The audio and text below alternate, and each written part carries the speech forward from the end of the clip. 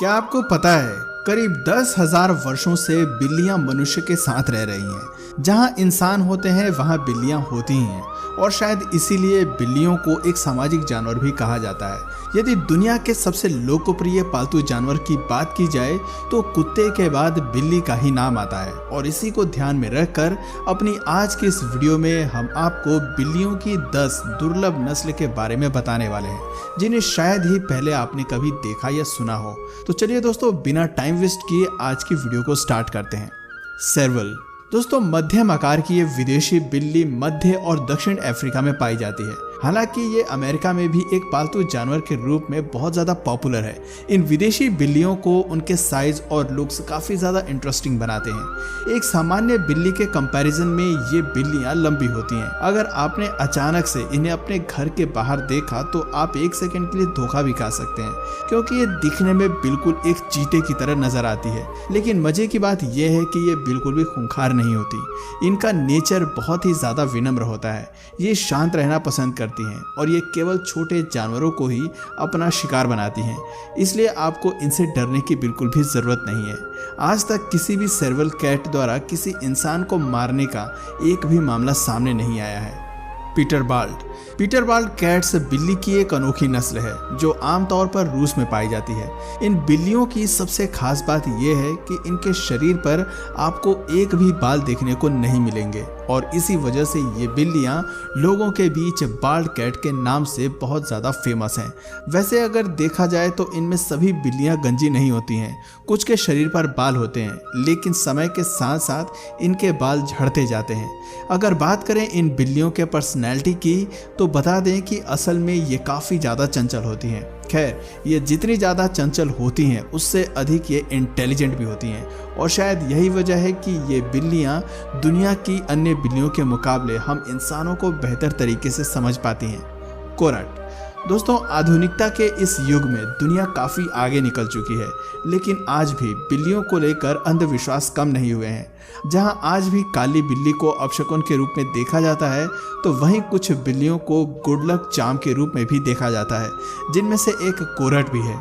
अब आप में से बहुत से लोग ये सोच रहे होंगे कि आखिर कोरट को भाग्यशाली क्यों माना जाता है। तो दरअसल इसके पीछे वजह है इनकी रेयरिटी यानी कि दुर्लभता। जी हाँ, इनकी रेयरिटी का अंदाज़ा आप इस बात से लगा सकते हैं कि 14वीं सेंचुरी के दौरान इन बिल्लियों को थाईलैंड में सम्मान के प्रतीक के रूप में जाना जाता था।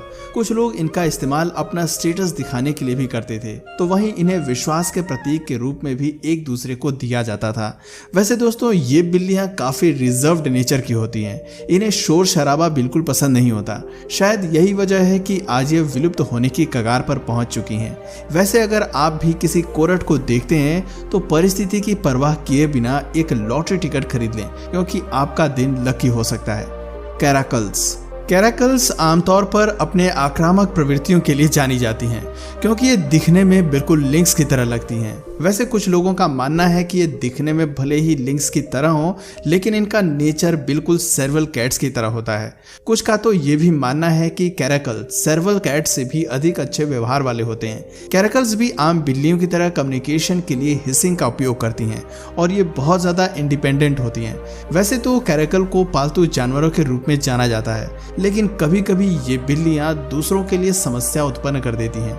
अपने चंचल स्वभाव की वजह से ये अपने रास्ते में आने वाली किसी भी चीज़ को बर्बाद करने में पीछे नहीं हटती हैं। The Norwegian forest cat Norwegian बिल्ली की नस्ल यूरोप में बहुत ही ज़्यादा पॉपुलर है। हालांकि सेकेंड वर्ल्ड वॉर के दौरान बिल्ली की ये नस्ल लगभग विलुप्त होने की कगार पर पहुंच चुकी थी, पर नॉर्वेगियन फॉरेस्ट कैट क्लब के प्रयासों ने इन्हें बचा लिया। दरअसल क्लब ने एक स्पेशल ब्रीडिंग प्रोग्राम के जरिए इनकी आबादी को वापस से खड़ा करने में मदद की थी और आज ये यूरोप में लोगों के पसंदीदा पालतू जानवरों में से एक बन गई है। वैसे यदि आप भी इसे अपना पालतू बनाना चाहते हैं तो आपको जानकर खुशी होगी कि ये बिल्लियां 16 साल तक जीवित रह सकती हैं, लेकिन आपको इनकी खास देखभाल करने की भी जरूरत होगी, क्योंकि इनमें किडनी और हार्ट डिजीज जैसी समस्याएं अधिक देखने को मिलती हैं। सेरेंगेती सेरेंगेटी बिल्ली की वो ब्रीड है जिसे तैयार किया गया है। जी हाँ, सेरेंगेटी बिल्लियां बंगाल कैट्स और ओरिएंटल शॉर्ट हेयर्स के बीच का क्रॉस है। ये स्वभाव से काफी ज्यादा वफादार, मिलनसार और प्यार करने वाली होती हैं। ये दिखने में भी काफी ज्यादा खूबसूरत होती हैं। ऐसे में ये बिल्ली आपके और आपके परिवार के लिए एक आइडियल पेट साबित हो सकती है। वैसे इस आइडियल पेट को बनाने में मदद करने वाली रिप्रोडक्टिव टेक्नोलॉजी ने दुनिया भर के लोगों को भी प्रेरित किया है। ऐसे में आप अंदाजा लगा सकते हैं कि आने वाले समय में क्या क्या विकसित होने वाला है। ओसेलॉट। दोस्तों, ओसेलॉट को बौना तेंदुआ भी कहा जाता है, लेकिन ये एक प्रकार की जंगली बिल्ली है जो दक्षिण अमेरिका, मध्य अमेरिका और मेक्सिको में पाई जाती है। वैसे ये दिखने में तो काफी खूबसूरत होते हैं, लेकिन इनके शरीर से एक विशेष गंध निकलती है जो कि आपको परेशान कर सकती है। ओसेलॉट जब अपने पार्टनर को संभोग के लिए बुलाते हैं तो उस वक्त ये एक अनोखी आवाज निकालते हैं जो कि आपको डरा सकती है।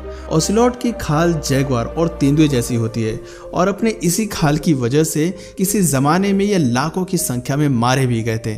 उस वक्त इनकी घटती संख्या को देखकर इन्हें बचाने के लिए साल 1972 से साल 1996 तक इन्हें इंडेंजर्ड स्पीशीज घोषित कर दिया गया था, जिसके बाद इनकी आबादी बढ़ी और फिर साल 2008 IUCN रेड लिस्ट में इन्हें संकट मुक्त बता दिया गया। रागामफिन। दोस्तों, रागामफिन घरेलू बिल्ली की एक नस्ल है। यह अपने दोस्ताना व्यक्तित्व और मोटी फर के लिए दुनिया भर में जानी जाती है। वैसे दोस्तों, एक समय पर रागामफिन को रैगडॉल कैट का वेरिएंट भी माना जाता था। हालांकि साल 1994 में इसे लेकर अलग नस्ल के रूप में मान्यता मिल गई। रागामफिन एक बहुत ही यूनिक कैट है। जब आप रागामफिन के फर को छूते हैं और इसकी आंखों में देखते हैं तो आप समझ जाएंगे कि ये कितनी ज्यादा खास है। दोस्तों, अगर आप बिल्लियों के बारे में जानकारी रखते हैं तो ये बात आपको अच्छे से पता होगी कि बिल्लियों के बालों को क्लंपिंग से बचाए रखना कितना कठिन होता है। लेकिन आपको जानकर खुशी होगी कि रागामफिन के साथ ऐसी कोई समस्या नहीं है। दोस्तों, एक घरेलू बिल्ली के मुकाबले रागामफिन आकार में बहुत बड़ी होती हैं और इसके पीछे वजह है इनकी भारी हड्डियां जो इनकी ताकत को बढ़ाने में मदद करती हैं। जेफ्रॉयस कैट। दोस्तों, जेफ्रॉयस कैट को एक छोटी जंगली बिल्ली के रूप में जाना जाता है। हालांकि इसका आकार हमारे घरों में पाई जाने वाली सामान्य बिल्ली जितना ही होता है, लेकिन आप इसके छोटे आकार पर मत जाइएगा क्योंकि ये बिल्लियां बहुत ही तेज, शक्तिशाली और खतरनाक होती हैं। इसका वजन सिर्फ 4 किलो होता है। जेफ्रॉयस कैट आमतौर पर साउथ अमेरिका और साउथ ईस्टर्न और सेंट्रल रीजन में पाई जाती हैं। दोस्तों, जेफ्रॉयस कैट इंसानों से ज्यादा घुलती मिलती नहीं है और यह हर व्यक्ति को अपने लिए खतरा मानती हैं और खतरा दिखने पर ये आप पर हमला भी कर सकती हैं और आपको काफी नुकसान भी पहुंचा सकती हैं। लेकिन फिर भी कुछ लोग बिल्ली के इस नस्ल के प्रति विशेष लगाव रखते हैं, लेकिन इन्हें खरीदना उनके लिए मुश्किल होता है क्योंकि आमतौर पर सेलर्स बिल्ली की इस नस्ल को ग्रुप में ही बेचना पसंद करते हैं। British shorthair. दोस्तों, ब्रिटिश शॉर्ट हेयर बिल्ली की एक ऐसी नस्ल है जो अपनी ताकत, अपने अच्छे स्वास्थ्य और भरपूर सोने की आदत के लिए जानी जाती है। बिल्ली की ये प्रजाति अब तक की सबसे पुरानी ज्ञात बिल्लियों की नस्लों में से एक है। ये बिल्ली ब्रिटेन में इतनी सम्मानित है कि 19वीं शताब्दी के अंत तक ब्रिटेन में क्रिस्टल पैलेस में प्रसिद्ध कैट शो में ये सबसे लोकप्रिय बिल्ली थी। ब्रिटिश शॉर्ट हेयर की आंखें बड़ी और गोलाकार होती हैं जो कि दिखने में इन्हें भयानक बनाती हैं। हालांकि ब्रिटिश शॉर्ट हेयर का नेचर शांत और कोमल होता है और इनका व्यवहार काफी ज्यादा सहज होता है। ये उन लोगों के लिए आइडियल पेट साबित हो सकती हैं जो काफी ज्यादा बिजी रहते हैं। तो दोस्तों, ये थी दुनिया की सबसे दुर्लभ बिल्ली की नस्लें।